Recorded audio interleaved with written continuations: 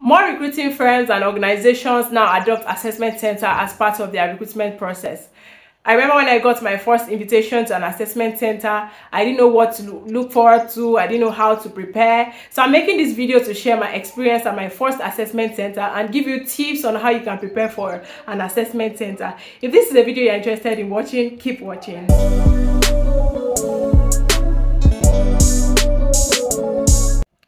Hi guys, welcome back to my channel. Thank you so much for tuning in. If you are new here, I'm Blessing Damilola. Welcome to my channel and thank you for stopping by. Subscribe to my channel and turn on post notifications so you get notified every time I put up a new video.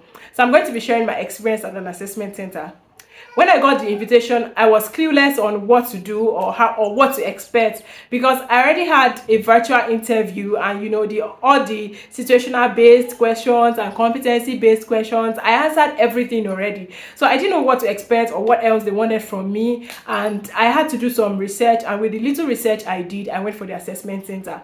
So on the fateful day, or on that day of the assessment center, it started raining heavily, but luckily for me, I already ordered a ride before the rain became so heavy. So I had to enter the rain to enter my cab, of course, and enter the rain to get out and locate the exact place they were using for the assessment center. So I was a bit destabilized, but thank God that we had to wait for other candidates to come. So in the process of waiting, I was able to calm myself and cool down, which is very essential for something like this, and be ready for the assessment center.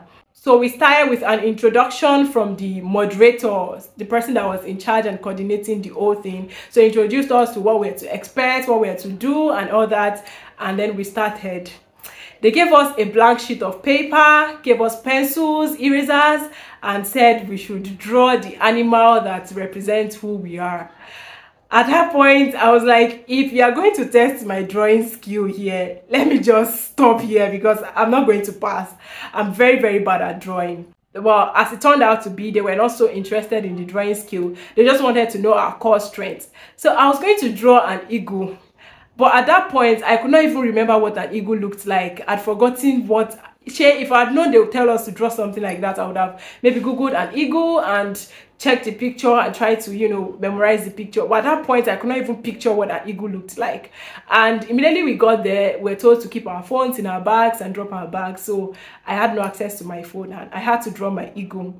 My eagle ended up looking like a chick, and even the panelists, everyone laughed at it, but at least I was able to pass the message. But that's not the point here. So after we drew what we were going to draw, different people drew different things. The panelists came in and then they checked what we drew and asked us to tell us how the animal relates to us. So I went first and talked about the strength of an eagle and how I'm able to soar even in difficult situations. And I said a lot of things about an eagle, the sight, foresight, and everything. A lot of people said there are different things, and the panelists introduced themselves, men and brethren. There were about 6 or 7 of us, but the panelists were like 12, more than 10. And it was just so nerve-wracking. Is that the word? I was so nervous because there were a lot of people and we're just few candidates. So after we showed them and did that introduction, it was like a form of introduction, so they get to know who you are, like what differentiates you in a crowd. So after that, and after their own introduction, we went for tea break. Guys, this was early in the morning and we're given real breakfast, like real breakfast, English breakfast. There was croissant, there was scotch egg, there was tea, there was egg, and a whole lot of things. And I was not even interested in eating. I just wanted to do what I was going to do and just get out on time. Let's just do this thing already. But they said we had to go for a tea break, and before going, in the process of preparing for the assessment center, I'd read that whatever it is they are doing, try as much as possible to partake, and I had to eat a little, and in the process, get to know some of my fellow candidates, ask for their names, and some people were even bold enough to sit with panelists and ask them questions. I could not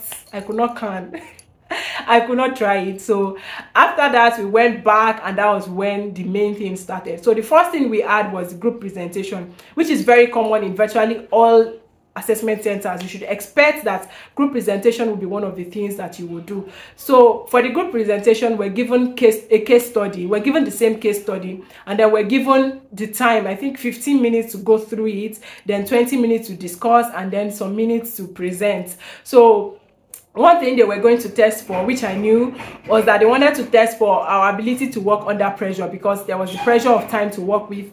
There was a lot of information to go through and, you know, digest, and they wanted to test for our ability to pay attention to details. So after we got this, we had to go through it. Each and everyone went through it. I wrote some things down, the little I could get from the information we're given. From the case study, if I can remember correctly, it was like a company that needed advice. They were to either do this or that, so we were to go through, you know, weigh the options and then give them the best suggestion that we think they should take. So after I read the case study and I wrote out my own points, everyone did the same, and after that the panelists came in to watch us discuss. Imagine 6 people discussing where about 12 people were watching. It was a lot. It was a whole lot. But anyways, we started the discussion, and one thing you should try to do is probably suggest to be the timekeeper for the group, so you check time for them, you know, nominate yourself to do that. I read that during my preparation, but somebody else offered to do that, so I was not able to do that. So in the process of discussing, they were writing and awarding marks, looking at the way you were relating with people. I think again they are trying, or I know that they are trying to test for your ability to work with a team, if you have the team spirit, how you tolerate others, your listening skills, your communication skills, your ability to suggest whatever it is or counter somebody's opinion without putting them down, your ability to embrace other people's opinions. So those were the things they were looking out for. At first, when people started talking, I almost did not have anything to say, but I knew that I needed to say something, which is one point you should note. Ensure that you say something relevant. Don't just sit down there and say they have said everything I have to say. Even if it's for you to ask a question that will cause you to now, that will cause the group to now think deeply again, or to weigh the options more. As it was going to be, my suggestion was not even, or the things I wrote down that I was going to suggest was not even what we adopted eventually, but we're able to weigh the options carefully amongst ourselves. One guy really surprised me, because when we asked to draw animals, he drew a fox. When he drew a fox, I was like, is this guy trying to be funny? Like, what's a fox? And then he went on to explain that a fox is like the smartest, one of the smartest animals in the forest, and they are able to live with or cope with the likes of lions, tigers, because of their wit. And when he said that, it made a lot of sense. But as the presentation started, as we started having the group discussion, the guy really showed himself to be a fox. Which is one thing that they are also looking out for. They want to see that thing that you have said you are. They want to see it manifest in the process of talking to people. They want to test for those things and see that, okay, this person is really smart, this person really has foresight, this person is really bold, and so on. So when the time for presentation came, low-key, I was not even interested in presenting, which is not, it's not like presentation is a problem for me, but I just was not going to put myself out there. I mean, we had somebody that called herself a lioness. So you know what a lioness would do now. She identified as a lion. Did I just say identify? Anyways, she called herself a lioness, and then she was immediately, they asked who would present for us. She nominated herself. Then the fox also nominated himself, and then we had the presentation. But I knew that I participated in the discussion and I made marks, because there was a time I was talking and, you know, they were just nodding their head and writing. I was just like, that's just the point. That's just what the point I wanted to make. And that was it for the group presentation. So after that, did we have break? Yeah, I think we now went for lunch. And then we ate to our fill again. Like, those people wanted to overfeed us. So after that, we went for lunch, ate, and then we came back for the second part of the whole process, which is the individual presentation. Now you were going to test if you could present. You know, for the first one, not everybody could present, but this one we're given another case study, and then we're asked to provide a solution. A company was, in the case study, a company was going through a problem or something, and we're asked to go through it, suggest what they should do as a consultant, tell them what option is best for them, just like the first one. And then this one, normally we're supposed to use like a laptop and do proper PowerPoint and presentation, but it was not available, which is something that some other companies or recruitment firms might provide, which you should prepare yourself to use PowerPoint. If you don't know how to use PowerPoint or how to make a presentation, how to make slides, you might want to prepare with that and, you know, familiarize yourself with the software so it doesn't become a problem for you. But for us, we're given, what's it called, this whiteboard paper to write our presentations with marker and all that. So I was able to prepare my slide with paper and marker. Of course, I made a title slide, my introduction. I was able to walk them through my decision making process, then my conclusion and my suggestion. Then my suggestion and my conclusion for the presentation. So we're given time to do that too, which was like, the time was small compared to what we had to do. I had to be very fast, read through the whole thing, write out the main points, and then prepare my slide, my paper slide. So after preparing the slides, we're taken to our panelists. A person was to face, I think, 2 or 3 panelists, I can't remember now. So I was one of the first set of people again that went for the individual presentation, and it was not my first time presenting, so it wasn't a problem for me. I was able to present, carry the panelists along, and then, you know, give them my solution.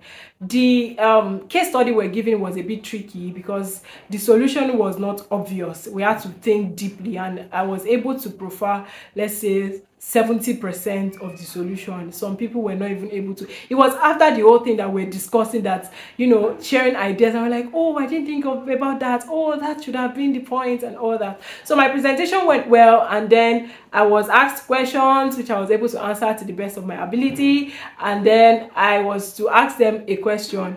At that point, I wasn't prepared for that, but I was able to come up with it. I think I asked them what they think the solution could have been, or how was my presentation or something. I just asked them a question, and then we got talking again, which I'm sure left an impression with the panelists.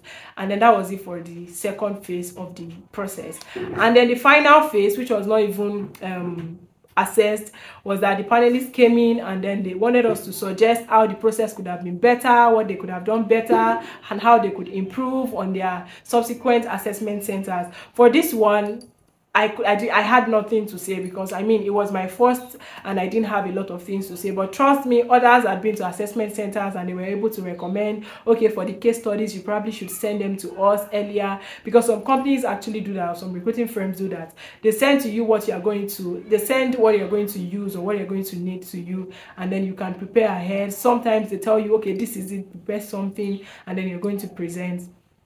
And one thing I want to add is that for some organizations, they incorporate their interview into the assessment center. Unlike the first one I went for, where the assessment center was different, was separate from the interview, they incorporate the assessment center, the interview into the assessment center, such that an interview, one-on-one interview, would be part of the process, which was missing or lacking in the one I did, because we already had a virtual interview. So you might want to prepare for the interview the way you prepare for normal interview: competency-based questions, situational-based questions, and then questions about the company. You might want to check up on the organization, read up on them, and then prepare the way you just normally prepare for an assessment center. So at the end of the day, the juicy part was that we're given our transport fare to the assessment center were refunded, in fact, like ×5 of what we spent, which was very interesting for me. And that was it for my first assessment center, and yeah, I passed the assessment center to the glory of God. So I hope this helps you to prepare for your assessment center. If you have been to an assessment center before and you had a similar experience or a different experience, please share down below so people can read and also learn from your assessment center experience. Thank you so much for watching this video. Please don't forget to give this video a thumbs up, share with your friends, and I'll see you in the next one. Bye.